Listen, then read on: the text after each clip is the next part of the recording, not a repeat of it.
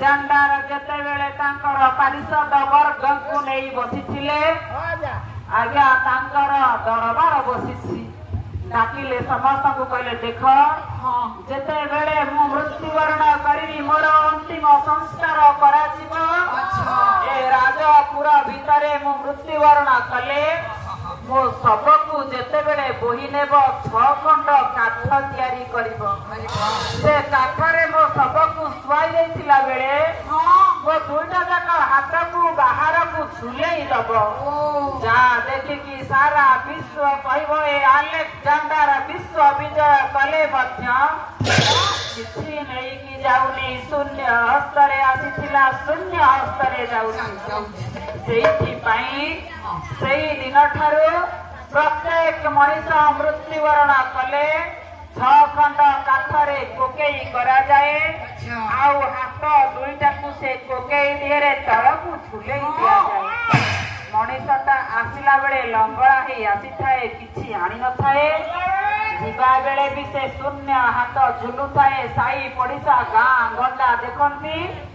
ଆଉ ତାର ସେଇ ସାଙ୍ଗସାଥୀ କୀର୍ତ୍ତନ ଦଳ ରାମ ନାମ ସତ୍ୟ ହେ ହରି ନାମ ସତ୍ୟ ହେ କହି ଯାଆନ୍ତି ସେଇଥିପାଇଁ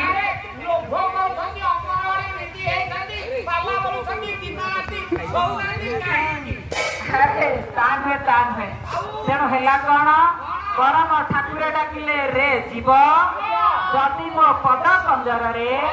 ନିଜକୁ ଭଜନ କୀର୍ତ୍ତନ ଆତ୍ମନିବେଦନ କରିଦେବୁ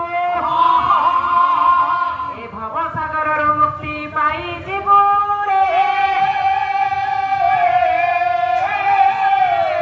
ଆଜ୍ଞା ଏଇ ଗାଁ ମାଟିର ଝିଅ ମୁଁ ଏଇ ଗାଁ ଗାଡିଆର ଶାମୁକାର ଦାଢରେ ନାହିଁ କଟା ହୋଇଥିଲା ଆଜି ଆଉ ସେ ସବୁ ନାହିଁ ଆମର ବାପା ଦାଦା ମାନେ ବସିଛନ୍ତି ଯେତେବେଳେ ମାଟିଏ ଆସନ ପ୍ରସବ ବହୁତି ତାର ପିଲାଟିଏ ପ୍ରସବ କରିବାକୁ ଯାଏ ଶାଶୁ ତାର ଗଡିଆ ପୋଖରୀରୁ ଶାମୁକା ଖୋଜି ଆଣି ଘରେ ସାଇତିକି ରଖିଥାଏ କେମିତି ଭାବରେ ସେ ତାର ପିଲା ସନ୍ତାନଟି ହେଲେ ତାର ନାହିଁ କାଟିବ ଆଜିକାଲି ଆଉ ସେସବୁ ନାହିଁ ଟିକେ ଏଭଳି ପରିବେଶ ଭିତରେ ଖାଲି ସେତିକି କଥା ନୁହେଁ ଏଇ ଗାଁ ପୃଥିବୀ ଯେଉଁ ଜନ୍ମ ମାଟି ତା ଛାତିରେ ପାଦ ଦେଇ ଶିଖିଲି ମୁଁ ଚାଲି ଖେଳି ଖେଳି ଉଡ଼ାଇଲି